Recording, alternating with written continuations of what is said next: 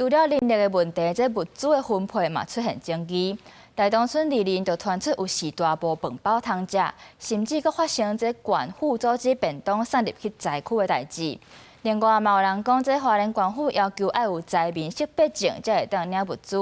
对此，县府是表示，这是为着要确保每一个灾民拢有受到照顾。好，我想请一下，这么70个便当，对不起，你们预估大概什么时候能到？一点可以有饭吃就好了，谢谢。 感谢你。讲电话一直对对方说多谢。大东村2年的林长这时无用力发落村里的大细项代志，其中上要紧的就是这个问题，因为时大无便当通食，已经食3天的馒头。我要的不多，只要让我20的长辈有1个月的饭吃就好了。年轻人他们可以吃干粮、吃面包、吃饼干。 都没有关系。我们花莲县政府除了原有的2支专线之外，我们另外今天会马上再增加2支到5支的志工便当服务专线。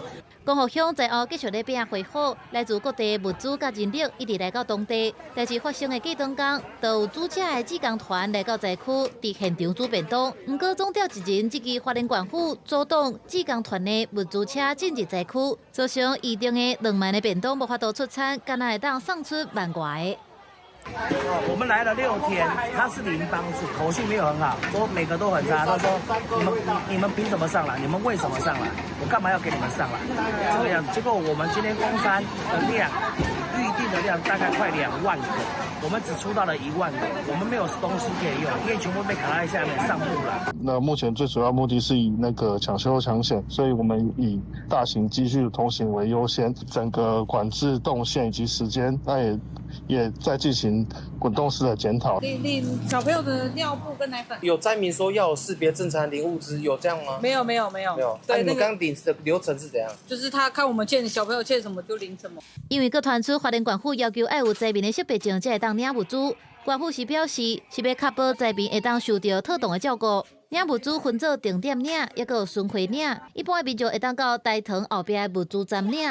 另外，针对社区也是交通无方便的地区，是采取巡回发放。公司新闻采访报道。